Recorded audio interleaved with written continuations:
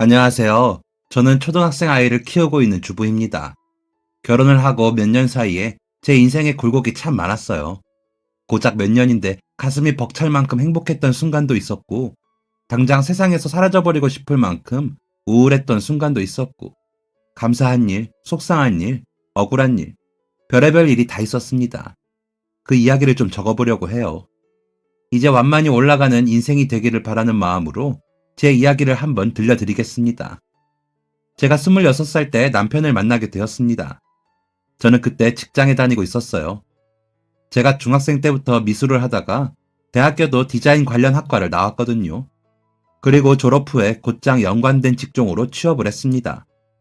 회사 이름을 말하면 다 알만한 대기업이었고, 저도 직장 생활에 만족을 하고 있었고, 부모님도 굉장히 좋아하셨어요. 남편과 처음 만나게 된 것은 제가 직장 동기들하고 회식을 하던 날이었습니다. 동기들하고 사이가 굉장히 좋아서 3, 4, 5 모여서 놀기도 하고 정기적으로 날 잡고 다 같이 모여서 회식을 하기도 했었어요. 그날은 동기 전부가 모여서 고깃집에서 회식을 하는 날이었습니다. 다음 날 출근도 안 하겠다. 오랜만에 동기들이 전부 다 모였겠다. 다들 한껏 신이 나서 고기도 많이 먹고 술도 많이 먹은 날이었죠. 그건 저도 마찬가지였고요. 저희 팀엔 죄다 남자분들의 나이도 지긋하셔서 일상적인 대화를 나누는데 어려움이 있었거든요. 그런데 오랜만에 또래 여자 동기들을 만나니 신이 나서 말문이 트여 수다를 엄청 떨었습니다. 가게의 반절을 저희가 차지하고서 재미나게 놀고 있던 때였습니다. 어떡해? 한 남자의 외마디 외침과 함께 그릇 같은 것이 떨어져 깨지는 소리가 났습니다. 그 소리가 너무 커서 순간 가게 안은 조용해졌습니다. 그런데 소리가 난 곳이 바로 제 뒤였습니다. 뒤를 돌아보려는데 갑자기 등 뒤에서 뜨거운 기운이 훅 느껴졌습니다. 제가 깜짝 놀라서 일어났는데 옆에 있던 동기들이 놀라면서 허둥지둥 하더니 냅다 제 등에 물을 부었습니다. 이게 무슨 상황인가 상황 파악을 해봤습니다. 벌떡 일어나며 뒤를 돈 제 눈앞에는 앞치마를 두른 남자 알바생이 서 있었습니다. 창백하게 질린 얼굴로요. 그리고 바닥엔 깨진 뚝배기와 여전히 김이 모락모락 나는 김치찌개가 가득했습니다. 의자에 걸려져 있던 제 흰색 코트는 김치찌개로 얼룩져 있었고, 제 등 뒤에서도 김치찌개 냄새가 나고 있었습니다. 남자 알바생이 펄펄 끓는 김치찌개를 제 옷과 제 등에 쏟아버린 겁니다. 즐겁게 회식을 즐기던 저는 졸지에 구급차를 타고 응급실에 가는 신세가 되고야 말았습니다. 저와 동기 여자 둘, 그리고 알바생까지 함께 응급실로 갔습니다. 하필 옷을 벗기도 어려운 등 윗부분이라 하는 수 없이 옷을 잘라버렸습니다. 오랜만에 모인다고 아끼는 블라우스를 입고 나갔었는데 블라우스 따위는 생각도 나지 않았습니다. 너무너무 아팠거든요. 옷 윗부분을 잘라내고 선생님께서는 조심조심 안에 옷까지 살점에서 떼어냈습니다. 옷이 살점에 달라붙어 있었다고 하더라고요. 옷이 얇아서 상처가 심하네요. 우선 소독해드릴게요.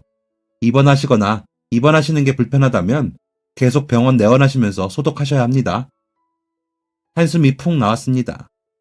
하필 하반기 끝 무렵 이 바쁜 시기에 이런 일을 당하다니 진짜 재수도 없다 생각했습니다.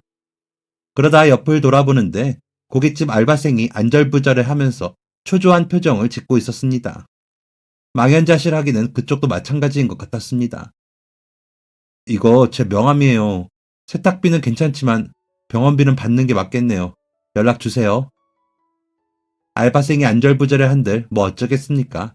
피해를 입은 건 저인데. 보험 처리하면 되는 문제니까 명함 주고 그렇게 헤어졌죠. 그게 제 남편과의 시작이었습니다. 네, 그 고깃집 알바생이 제 남편이에요. 고깃집 알바생은 그날 헤어진 후 죄송하다는 문자를 보냈습니다.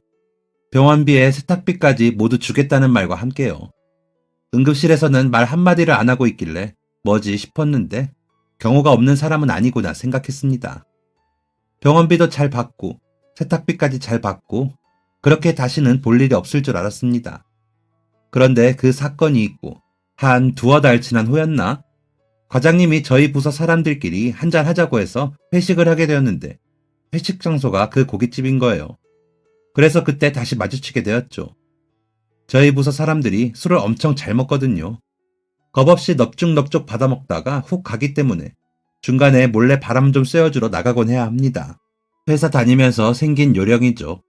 그렇게 바람 쐬러 나갔다가 그 알바생, 그러니까 남편과 대화를 좀 나누게 되었어요. 화상은 괜찮냐? 흉터는 안 남냐? 이런 대화를 나누다가 나이를 들었는데 저보다 한 살 많더라고요. 고시 공부하면서 알바하고 있다고 했습니다. 그렇게 가까워지게 되었어요. 그러다 문자 몇 번 하고 둘이 밥도 한 번 먹고 그렇게요. 그렇게 연인이 되었습니다. 고시 공부를 하고 있다던 남편은 작은 원룸에서 지내고 있었습니다. 저는 전적으로 그를 응원하고 밀어주기로 마음먹었어요. 사실 연애를 시작하기 전에 남편이 많이 조심스러웠거든요. 대학도 안 나오고 제대로 된 직장도 없는 남편이 저를 충분히 행복하게 해주지 못할 것 같다면서요. 하지만 그럼에도 사랑하는 마음이 더 컸기에 저희의 연애는 시작되었습니다. 저는 아침에 출근 전에 신랑의 집에 들렸습니다. 갈 때마다 매일 보온통을 가져갔어요. 왜 국 담는 엄청 큰 보온통 있잖아요. 거기에 어떤 날은 야채랑 과일 갈아서 넣어가고, 어떤 날은 홍삼 진액 듬뿍 풀어서 가져가고, 어떤 날은 머리가 맑아지는 차를 사서 타가기도 했습니다. 남편은 항상 자고 있었어요. 그럼 저는 자는 남편을 깨우고 차를 한 잔 먹었죠. 그럼 그제서야 차를 다 마신 남편이 꼬물꼬물 화장실로 들어가서 씻기 시작하고 저는 이부자리 정리를 했고요. 그 다음 남편이 의자에 앉는 모습까지 보고서 저는 출근을 했습니다. 그땐 그게 사랑인 줄 알았습니다. 돌이켜보니 초등학생도 그렇게는 안 키우겠더라고요. 그렇게 아침에 공부를 시켜놓고 출근을 하고 퇴근을 하면 다시 남자친구를 만나러 갔습니다. 남자친구는 평일에만 고깃집 오후타임 아르바이트를 했습니다. 바쁜 날은 유리창 너머의 남자친구한테 손인사만 하고 오고 조금 한가하면 가게 앞에서 얼굴 보고 인사하고 왔습니다. 회사 바로 앞에 있는 버스 정류장을 두고 남자친구 몇 초 보려고 15분을 걸어갔다가 다시 15분을 걸어와야 했지만 그땐 그게 행복했습니다. 그리고 주말에는 만나서 데이트를 했습니다. 공부하느라 힘들다는 푸념도 들어주고 집에서 잔소리가 심하다는 징징거림도 들어주면서요. 그러면서 데이트 비용은 전부 제가 냈습니다. 저는 부모님과 함께 살고 있지만 남자친구는 혼자 생활을 하고 있으니 생활비가 이만저만 많이 들 거 아니에요. 월세며 핸드폰비, 전기, 수도, 가스, 식비, 교재 비용 등등이요. 그래서 제 돈으로 데이트 비용도 내고 옷도 사입히고 했습니다. 그렇게 1년을 만났습니다. 매일 똑같이 했어요. 1년을 그렇게 죽어라 뒷바라지 했습니다.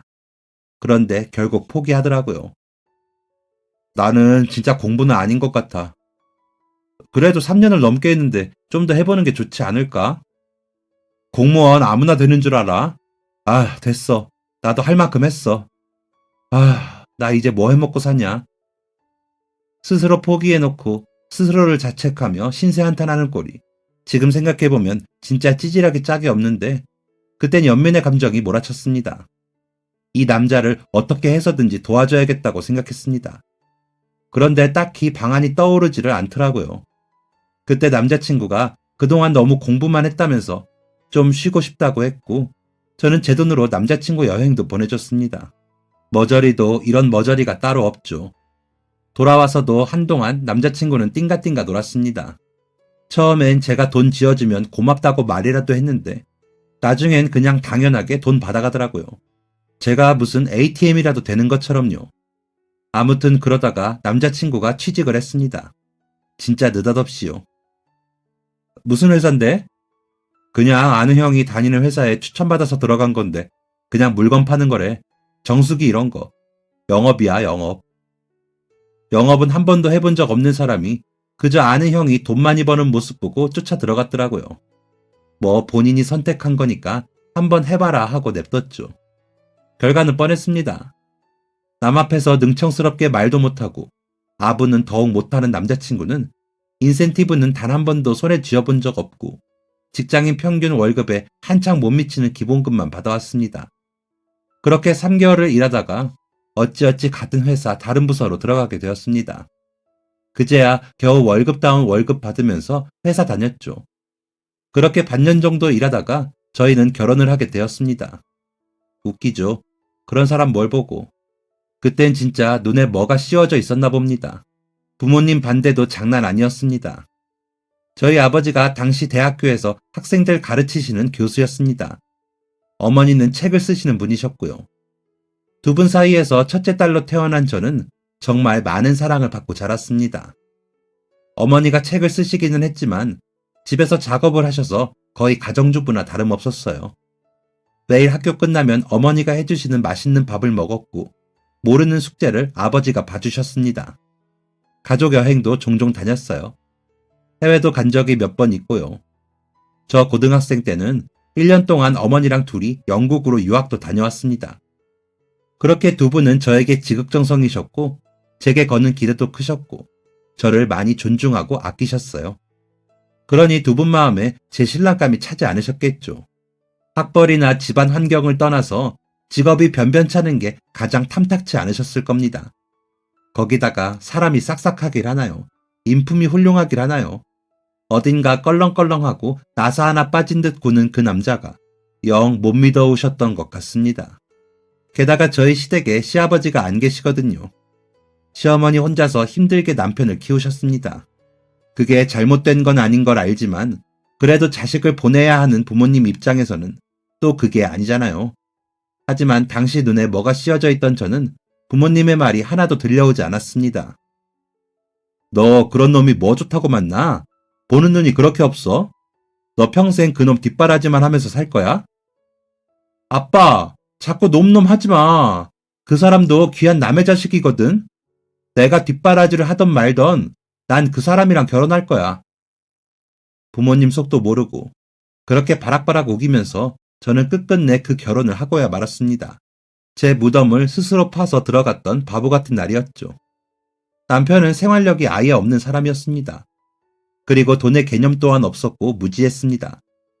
아파트 관리비를 왜 내야 하는 건지, 왜 그렇게 많이 내야 하는 건지도 이해를 하지 못했고, 고정적으로 나가는 돈들은 생각하지도 않고 버는 족족 흥청망청 돈을 써댔습니다. 이대로는 큰일 나겠다 싶더라고요. 그래서 남편 월급은 제가 관리하기로 했습니다. 그러니까 무슨 남자는 사회생활 하면서 술 한 잔씩 사야 하는 일이 있다는 둥, 나이가 어려서 커피도 한 번씩 돌려야 한다는 둥, 셔츠를 새로 사야 한다는 둥, 갖은 핑계를 대가면서 용돈을 엄청 받아갔습니다. 그때 저는 또 그런 말들에 홀랑 넘어가서 돈을 줬고요. 대신 내가 더 아끼자는 마음으로 미련하게 살았네요. 그렇게 한 6개월을 살았나. 갑자기 회사를 그만두겠다더라고요. 그동안 그만둘까 고민을 했던 것도 아니었고 저랑 상의를 한마디도 하지 않고 그냥 그만두겠다고 통보를 했습니다. 표정이 좋지 않길래 회사에서 무슨 일이 있었나 싶었죠. 한참을 어르고 달랜 끝에 드디어 씩씩거리면서 남편이 입을 열었습니다. 나 지난번에 동창회 다녀왔잖아. 계속 그때 생각이 나서 안 되겠어. 아니, 회사를 그만두겠다고 하는 이유를 말하랬더니 갑자기 뜬금없이 동창회 얘기를 꺼내더라고요. 무슨 얘긴 거 하니 초등학교 동창회에서 오랜만에 학창시절에 친했던 친구가 나왔답니다. 몇 년 동안 소식도 없었던 친구였던지라 반갑게 인사를 하는데 친구의 차림새가 예전과 상당히 다르더랍니다. 과거에는 항상 배실배실 웃고 다니며 맨날 코를 흘려서 별명이 코찔찔이었던 친구가 멀끔해져서 왔다는 겁니다. 그것도 꽤나요. 사업을 한다고 했대요. 집이 좀 살았던 친구라 부모님 도움받아서 이른 나이에 사업을 시작했는데 그게 많이 잘 되었다면서 값비싼 시계와 명품 지갑을 자랑했더랍니다. 그런데 그게 제 남편이 화날 일인가요? 이상하게도 남편은 거기에 화가 났대요. 자기보다 못하다고 생각했던 친구가 감히 넘볼 수도 없을 만큼 성장을 해버렸으니 배가 아팠나 보죠. 본인이 노력하지 않은 건 생각도 못하고요. 곱씹을수록 그 친구가 부러웠던 남편은 자기도 사업을 할 테니 회사를 그만둔다는 거였습니다. 자본금은 사업도 돈이 있어야 하는 거야, 여보. 나도 알아. 그걸 누가 몰라? 내가 알아서 할 거야. 대체 뭘 알아서 하겠다는 건지 한번 냅둬봤습니다. 그러니까 진짜 회사를 그만두더라고요. 그리고는 한동안 사업 준비를 핑계로 놀기만 했습니다. 한 달 반 정도를요. 보는 내내 속이 터졌지만 그때까지만 해도 이 남자 없으면 안 될 것 같았거든요. 그래서 마냥 기다렸습니다. 슬쩍슬쩍 일은 하면서 준비해야 되지 않겠냐. 가만히 있는다고 자본금이 생기지는 않을 거다. 라면서 압박 아닌 압박을 하긴 했죠. 그러니까 이 사람이 갑자기 막노동을 시작하더라고요. 자기가 생각했을 때 막노동이 제일 빠른 시간에 많은 돈을 벌 수 있는 일이랍니다. 솔직히 그땐 좀 기가 차더라고요. 찾아보면 할 일이 많을 텐데 왜 멀쩡한 몸 혹사시키면서 그러나 이해가 안 되었습니다. 그냥 회사 다니면서 사업 준비하면 안 되는 거였나 싶기도 했고요.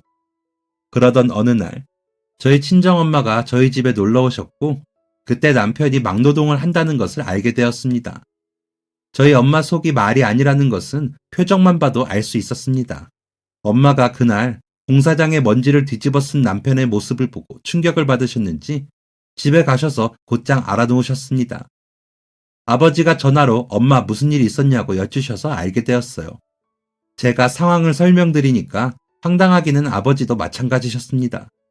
그리고 일주일 뒤 아버지에게 다시 연락이 왔습니다.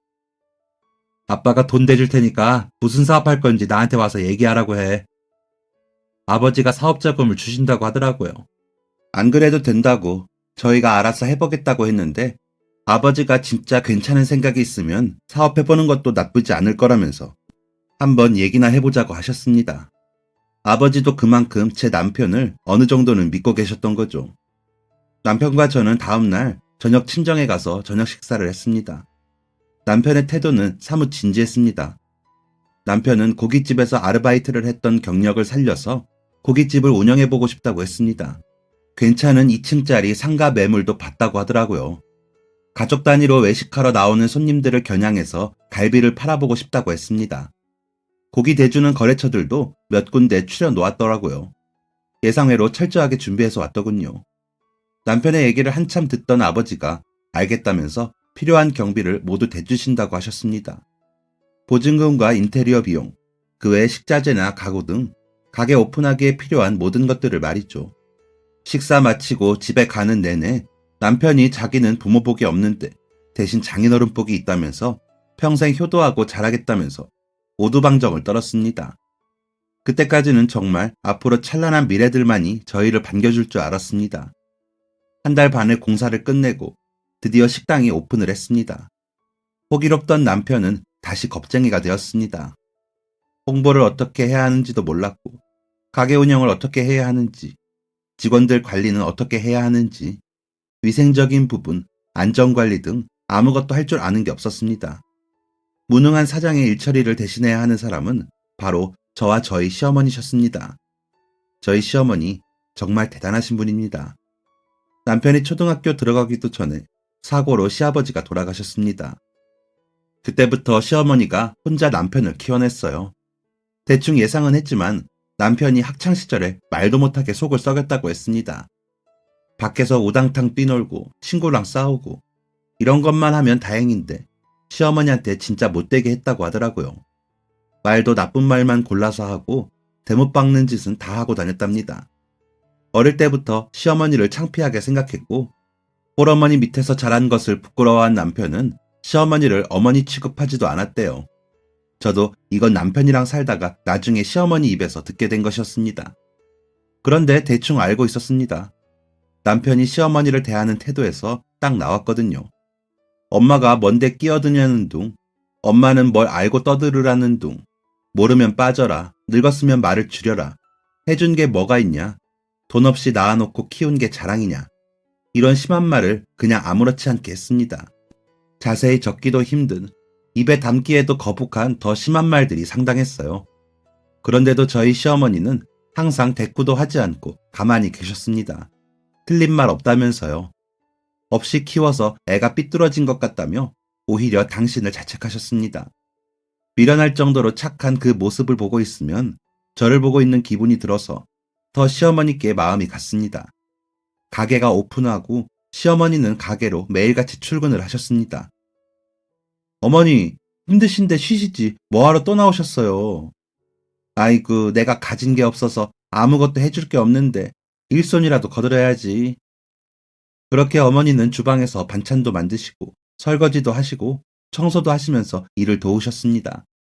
너무 고생하시는 것 같아서 마음이 안 좋았는데 남편은 신경도 안 쓰더라고요. 하기사 어머니 신경 쓸 겨를이 있었겠습니까? 일은 벌려놓았는데 사업 수완이 좋지 못하니 발만 동동 구르는 처지였죠.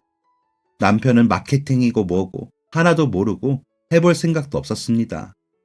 그런 거 안 해도 잘 되는 집은 잘 되거든. 그거야 다 옛말이고 라는 말이 목구멍까지 찼지만 꾹 참았습니다. 저는 어떻게든 가게 운영을 잘 해보려고 이리저리 발로 뛰어다녔습니다. 예전에 같이 직장에 다니던 선배한테 물어봐서 마케팅 업체를 소개받아 홍보에 힘을 많이 썼습니다. 어쨌든 저희 가게를 알려야지 사람들이 올 거 아니에요. 맛은 그렇게 온 다음에 평가받는 거고요. 인터넷 블로그랑 카페에다가 되는 대로 홍보를 했습니다. 전단지도 당연히 뿌렸고요. 오픈 이벤트는 전단지를 제가 직접 만들었습니다. 디자인 회사 다니던 실력 발휘 좀 했죠. 그런데 남편은 지금 본인 처지도 생각하지 않고 모양 빠지게 전단지를 어떻게 돌리냐면서 한 장을 돌리질 않았습니다. 그래서 그 전단지 제가 돌렸습니다. 지하철역 근처에서 허리 굽혀가며 열심히도 전단지를 나눠주었습니다. 저 그때 임신 3개월이었습니다. 남편도 알고 있었고요. 그런데 저를 챙겨주기는커녕 전단지를 왜 이렇게 많이 만들었냐며 저보고 다 나눠주라고 하더라고요. 그래도 그렇게 노력하니까 손님이 좀 모이더라고요. 남편은 속도 없이 그냥 좋아하기만 했습니다. 그런데 남편이 고깃집에서 알바만 해봤지 고기를 만져본 적이 있겠어요? 가게에 온 손님 중 절반 이상이 고기를 남겼습니다. 어떤 아이는 한 입 먹자마자 맛없다고 했고 어떤 사람은 블로그에 안 좋은 후기를 적기도 했고요. 남편은 또 그냥 의자에 앉아서 스트레스를 받아 했습니다. 스트레스를 받으면 엉덩이를 떼고 어디든 가서 좀 배워오던가 방법을 찾아야 하는 거 아닌가요? 이번에도 결국 답답한 제가 움직였습니다. 바카스 한 박스 사들고 마장동 일대를 돌아다니면서 고기 고르는 법도 배우고 양념 재우는 법도 배웠습니다. 마장동 사장님들이 생고기만 파는 게 아니더라고요. 갈비 양념 재우는 방법도 다 알고들 계셨습니다.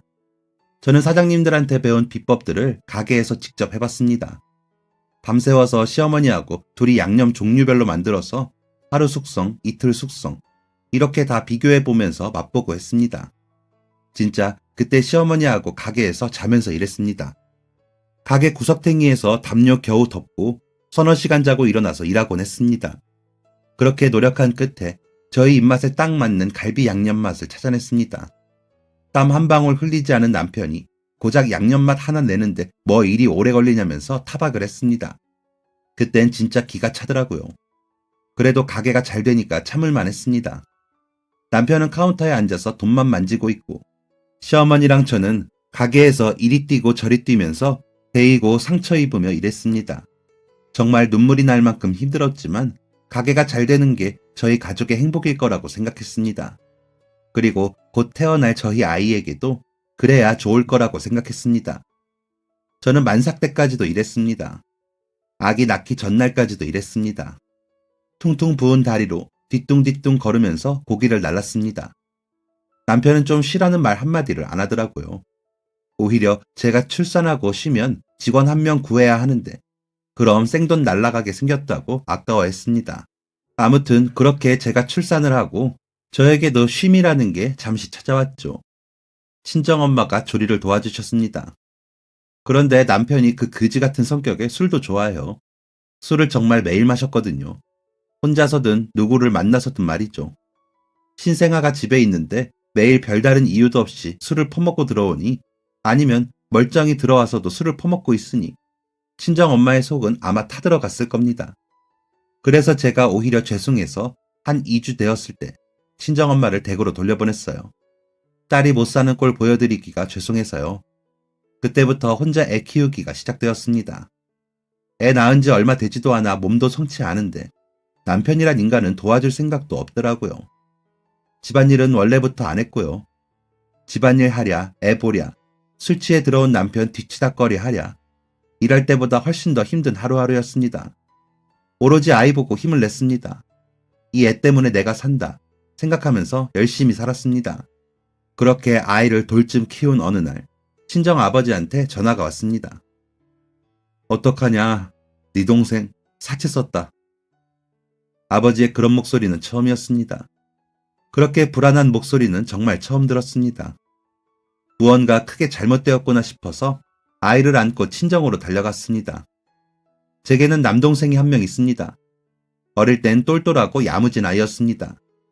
그런데 고등학교 2학년 때 질 나쁜 친구들을 사귀더니 온갖 꼴통짓은 다 하고 다녔습니다. 성적은 바닥을 쳤고 결국 대학교도 가지 않았습니다. 부모님이 붙잡고 달래봐도 혼을 내봐도 말을 안 들어서 내놓다시피 한 자식이었습니다.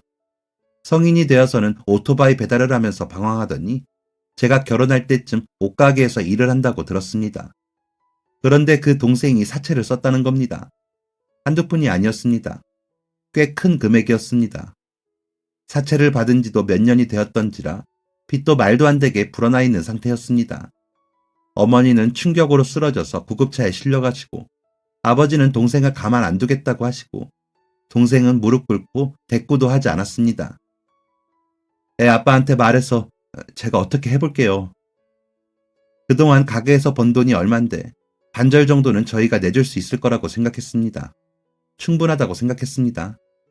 저는 곧장 가게로 갔습니다. 아이 키우느라 바빠서 가게 일에는 도통 신경을 못 쓰고 있었습니다. 시어머니께 간간히 가게 상황을 전해 듣기만 했죠. 거의 한 달 만에 방문한 가게는 횡했습니다. 바빠야 할 저녁 시간이었는데 손님이 몇 없었습니다. 뭐야, 말도 없이 왜 왔어? 남편은 제가 오면 안 될 곳이라도 온 것처럼 눈을 동그랗게 떴습니다. 저는 친정집 사정을 말했습니다. 가만히 얘기를 듣던 남편 얼굴이 점점 굳어졌습니다. 그 돈을 내가 왜 줘야 하는데? 뭐? 당신 잊었어? 이 가게 우리 아빠 돈이야. 말은 똑바로 해야지. 장인어른이 차려주셨지만 엄연히 내가 일군 내 가게야. 그리고 나는 줄 돈 없어. 없긴 왜 없어? 그동안 번 게 얼만데. 장부 좀 보자. 장부는 왜? 당신 돈 다 썼어? 설마 그 많은 돈을. 진짜야? 진짜 돈 다 썼어? 전부 다? 한 푼도 없어? 진짜 설마 했습니다. 가게 장부도 다 뒤져보고 남편이 가진 카드 내역서, 통장 전부 다 확인했습니다. 진짜 그 돈을 다 썼더라고요. 그동안 1년 넘게 거의 2년 동안 번 돈을 전부 다요. 그 많은 돈을 다 술을 처먹었더라고요. 저는 집에서 애 키우면서 맨날 나물에 밥 비벼 먹고 옷 한 벌 사입지 않고 보일러도 아끼면서 살았는데 남편은 맨날 값비싼 술을 사서 먹었던 겁니다. 그리고 최근 몇 달 가게 운영이 잘 안 되고 있더라고요. 안 봐도 뻔하죠. 남편이 친절하기를 합니까? 겸손하기를 합니까? 서비스를 개판으로 한 것 같았습니다. 결국 남동생이 빚은 아버지의 퇴직금을 모두 털어 갚게 되었습니다. 그리고 정확히 석 달 뒤에 어머니가 돌아가셨습니다. 원래도 몸이 좀 안 좋으셨어요. 그런데 동생의 일이 꽤나 충격적이셨나 봅니다. 꼬박 3달을 끙끙 앓아놓으시다가 심장마비로 세상을 떠나셨습니다. 그 후 아버지는 조용히 술에 빠져 사셨어요. 술만 먹으면 마음이 우울해진다면서 생전 술을 입에도 안 대셨던 분인데 어머니가 그렇게 돌아가시고는 아버지는 술만 드셨습니다. 그리고 간암으로 어머니가 돌아가신 다음 해에 어머니 곁으로 가셨습니다. 줄초상이라고들 하죠. 1년 사이에 부모님 2분을 떠나보냈고 제 심경이 말이 아니었습니다. 앞으로 어디에 마음을 둬야 하나 너무 슬픈 와중에 남편이랑 남동생이란 것들은 보험금 얘기만 하고 앉아있더라고요. 그때 저를 위로해주는 건 오직 시어머니뿐이셨습니다.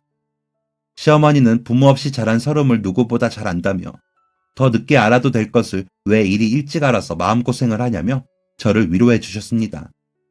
그때 시어머니 아니었으면 정말 힘들었을 것 같습니다. 부모님의 집을 정리하고 2분의 보험금은 남동생과 제가 반으로 나눠 가지게 되었습니다. 그런데 제 부모님이 돌아가신 건데 남편이 돈을 내놓으라고 하더라고요. 가족이면 다 같이 쓰는 거 아니냐면서요. 그렇게 달라고 하는 태도가 이상하게 초조해 보였습니다. 뭐 때문에 돈을 달라고 하는 거냐 계속 캐물으니 결국 대답을 하는데 빚이 있다는 겁니다. 제가 모르는 빚이었습니다. 도박을 했대요, 글쎄. 그것도 5천만 원이나요. 남동생과 나눈 제 몫이 딱 5천만 원이었습니다. 어쩌겠어요. 애아빠가 빚이 있다는데 돈을 줬죠. 참으로 멍청하게도요. 그 무렵 아이가 어린이집을 다니기 시작했고 저는 다시 가게 일을 돕게 되었습니다. 그런데 제가 모르는 사이에 새로운 직원이 들어와 있더라고요. 들어보니 벌써 1년이 되었다고 했습니다. 게다가 일을 얼마나 잘하는 건지 1년 사이에 매니저를 달았더라고요. 원래 있던 남자 매니저는 보이지 않았고요. 남편한테 왜 저한테 말하지 않았냐고 하니까 하는 말이 자기 가게인데 왜 그런 걸 다 보고해야 하냐면서 성을 내는 겁니다. 그때까지만 해도 무슨 이유가 있겠거니 했습니다. 그랬습니다. 그렇게까지 믿었습니다. 그랬는데 그 새로운 매니저랑 바람을 피고 있다니요. 촉이 쎄하다 싶었는데 어떻게 그 촉을 피해가지는 않는 걸까요? 다들 퇴근했는데 남편이 혼자 가게에서 술 먹고 들어간다길래 그러라고 했습니다. 저는 애기 어린이집 끝나는 시간에 데려와서 집에 있었고요. 그런데 제가 가게에 지갑을 두고 온 겁니다. 그냥 다음날 가서 찾을까 하다가 애기가 늦었는데 잠도 안 자고 쌩쌩하길래 산책할 겸 가게에 갔습니다. 가면서 남편도 같이 데리고 오려고요. 그렇게 가게에 갔다가 보게 되었습니다. 남편과 새로운 매니저의 참혹한 불륜 현장을요. 저 그런 상황에서 냉정하게 카메라를 들고 사진 찍어서 증거 남기는 그런 사람 못 됩니다. 억울하고 분통이 터지는 사람입니다. 냅다 가서 쌍으로 머리채 잡고 흔들었습니다. 상 위에 와인이랑 케이크랑 별 지랄을 다 해놨더라고요. 다 집어던지고 왔습니다. 그날 남편은 집에 들어오지 않았고 저는 밤새 펑펑 울었습니다. 정신이 아늑해졌습니다. 앞으로 어떻게 살아야 하나 무서웠습니다. 남편이 잘못했다고 싹싹 빌겠지 했습니다. 하지만 제 예상과는 전혀 달랐습니다. 빌기는커녕 이혼 서류를 내밀었습니다. 다 알았잖아. 도장 찍어. 아, 그리고 너 줄 돈 없다. 집에서 애만 키웠으면서 재산 가져갈 생각하고 있는 건 아니지? 목 놓아서 울었습니다. 나한테 어떻게 이럴 수가 있냐고 소리치고 떼써봐도 달라지는 건 없었습니다. 남편은 띠동갑의 그 어린 여자한테 이미 홀랑 넘어가 있었습니다. 남편은 짐을 싸들고 나갔습니다. 그리고 남편 명의로 되어 있던 전셋집도 집주인한테 말해서 집을 빼겠다고 했더라고요. 제 아들과 저는 졸지에 길거리에 나앉는 신세가 되었습니다. 그때 저를 찾아온 건 다름 아닌 저의 시어머니였습니다. 아가, 이게 어떻게 된 거냐? 미안하다. 내가 정말 미안해. 내가 끝까지 가게에 나갔어야 했는데 이래서 나오지 말라고 했구나. 이래서. 몇 달 전부터 남편이 시어머니한테 가게에 나오지 말라고 했다더라고요. 그때는 아무 생각 없이 이제야 남편이 철들었나 했는데 자신이 바람피는 것을 들키지 않으려고 그랬던 거였습니다. 그리고 나중에 알고 보니까 남편이 저희 부모님 돌아가신 보험금 5천만 원을 가져가서 빚을 갚은 게 아니었습니다. 초조해 보이는 그 행동이 다 연기였더라고요. 그 어린 년하고 살 집을 구해서 살고 있었습니다. 두 집 살림을 했던 거죠. 그렇게 믿는 구석이 있으니 저한테 바로 이혼 서류를 가져온 거고요. 짐승만도 못한 버러지였습니다. 시어머니는 정말 몰랐다며 미안하다고 펑펑 우셨습니다. 미안하다. 내가 잘못 키워서. 내가 아들을 잘못 키워서 그런 거야. 정말 미안하다, 아가. 내가 너를 처음 봤을 때 결혼을 말렸어야 했어. 내 아들 같은 그런 놈 만나지 못하게 말렸어야 했어. 어머니는 진심으로 제게 사과를 하셨습니다. 어머니 탓이 아니란 건 누구보다 잘 알고 있습니다. 제 스스로 제 발목을 잡은 거였습니다. 남편은 시어머니에게도 연락을 하지 않았습니다. 가게는 운영하는 것 같았지만 가지 않았습니다. 생각만 해도 속이 쓰렸습니다. 저는 아들과 함께 시어머니 댁으로 들어갔습니다. 시어머니는 남편이 결혼 전에 살던 그 집에서 계속 혼자 살고 계셨습니다. 제가 시어머니 이사 좀 시켜드리자고 해도 남편은 알아서 잘 사는 사람한테 뭐하러 돈 쓰냐며 아까워했습니다. 시어머니는 아주 오래된 빌라 1층에서 그렇게 혼자 살고 계셨습니다. 시어머니 댁에서 생활하게 된 지 일주일이 된 어느 날 시어머니께서 저를 불러 앉히셨습니다. 아가, 이거 내가 옛날에 남의 집서 일할 때 받은 건데 그 집이 상당한 부잣집이었거든. 거기 사모님이 나이가 지긋했는데 내가 거기서 오래 일하고 사모님 장례까지 치렀어. 그때 그 사모님이 돌아가시기 전에 나한테 준 거야. 퇴직금이라면서. 잘 갖고 있으라면서. 나야 이런 거 관심도 없고 잘 몰라서 마냥 갖고 있긴 했는데 아마 엄청 귀한 걸 거야. 허튼 소리 하시는 분은 아니었거든. 이제 이거 너가 가져라. 가져다가 팔든 뭐하든 알아서 해. 너네 결혼할 때 그놈한테 주니까 이딴 거 누가 쓰냐면서 마다하더라. 시어머니는 제 앞에 금색 보자기를 내미셨습니다. 그 안에는 무슨 무늬가 가득한 그릇이 총 5개가 들어있었습니다. 대충 봐도 엄청 오래된 듯한 그릇이었습니다. 크기도 다양했고요. 이게 대체 뭘까 혼자 고민을 해보다가 한번 골동품 감정을 맡겨보았습니다. 그런데 그 감정하시는 분이 한참 그릇을 보시다가 저를 보고 물어보시더라고요. 이 그릇 어디서 나셨어요? 관리를 아주 잘하셨네. 돈 꽤나 나오겠는데요? 그때까지만 해도 그 꽤나가 얼마 정도인지 몰랐습니다. 한 몇백만 원 하려나 했습니다. 몇백만 원도 엄청 큰 돈이었죠. 얼마가 되든지 팔아야겠다고 생각했습니다. 당장은 그 그릇보다 돈이 급했으니까요. 그런데 감정하시는 분이 한 번 더 그릇을 살피시더니 5개 그릇 모두 팔면 자그마치 4억은 나올 거라는 겁니다. 진짜 입에서 억소리가 나왔습니다. 4억이라니. 그릇 5개가 4억이라니요. 얼마가 되었든 그릇을 판매하려고 했던 저는 다시 그릇을 꽁꽁 싸매고 집으로 돌아갔습니다. 시어머니한테 말씀을 드려야 할 것 같았어요. 시어머니께 그릇의 가격을 말하니까 하시는 말씀이 아가 마음대로 해라 라고 하시는 겁니다. 일주일을 고민했습니다. 정말 제가 마음대로 팔아도 될지 걱정이 되었거든요. 고민 끝에 결국 그릇을 다 팔았습니다. 억소리 나는 금액만큼 세금도 많이 냈지만 그대로 어머니랑 저랑 아들이랑 살 작은 전세는 얻을 수 있었습니다. 바로 어머니한테 이사 가자고 말씀드렸고 저희는 바로 옆 동네에 있는 아파트로 이사를 갈 수 있었습니다. 그 일을 시작으로 다른 일들이 술술 잘 풀리기 시작했습니다. 아니, 마치 남편과의 이혼 이후 제 삶이 술술 풀린 것 같습니다. 저는 회사를 다닐까 고민하다가 집에서 할 수 있는 일을 찾아보았습니다. 그러다가 사진 편집하는 일을 시작했습니다. 결혼식 사진이나 웨딩 화보, 인물 화보 등 모든 사진은 포토샵을 거쳐가잖아요. 사업자 내걸고 집에서 일을 시작했습니다. 의외로 수완이 좋아서 회사 다니며 받는 월급에 배를 벌었습니다. 그때 깨달았습니다. 나는 아이를 낳고서도 스스로 이 정도를 할 수 있는 사람이었구나. 그런데 그동안 별거 아닌 남자랑 사느라 내 능력이 빛을 보지 못했구나 하고 깨달았습니다. 많이 늦었지만 그렇게라도 알게 되어서 정말 다행이었죠. 이혼하고 1년 조금 지났을 때 우연히 가게를 지나게 되었습니다. 그런데 장사를 안 하는 것 같더라고요. 정문 앞에는 크게 금매라고 적혀 있었습니다. 그로부터 일주일이 지난 어느 날이었습니다. 누가 초인종을 눌러서 나가보니까 글쎄 전 남편이 서 있는 겁니다. 동사무소에서 어머니 주소를 떼와서 찾아온 것 같더라고요. 이혼 후 제 앞에도 어머니 앞에도 나타나지 않았던 사람이 느닷없이 와서는 무릎을 꿇는 겁니다. 엄마, 여보, 내가 정말 미안해. 내가 잘못했어요. 내가 머리가 어떻게 됐었나 봐. 그 여자애 완전 꽃뱀이었어.